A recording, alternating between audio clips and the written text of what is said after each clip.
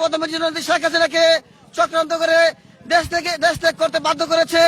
তার প্রতিবাদে আমরা এখানে এই কাজিরহাট বন্দর আওয়ামী লীগের নেতৃবৃন্দের সাথে এক হয়েছি, যাতে আমাদের মাননীয় প্রধানমন্ত্রী জননেত্রী শেখ হাসিনাকে সসম্মানে বাংলাদেশে এনে একটি সুন্দর নির্বাচন আমরা চাই। আমরা ওই 111-এর মতন নির্যাতিত হতে চাই না। ইতিমধ্যে আপনারা দেখছেন, আপনারা বিভিন্ন মিডিয়া দেখেছেন, আমাদের মাননীয় নেত্রীকে ওই চক্রান্তকারীরা দেশ থেকে সরানোর পরে আমাদের প্রায় এমপিদের বাড়ি করে আগুন জ্বালিয়েছিলেন, মুখরিত করে ফেলেছে।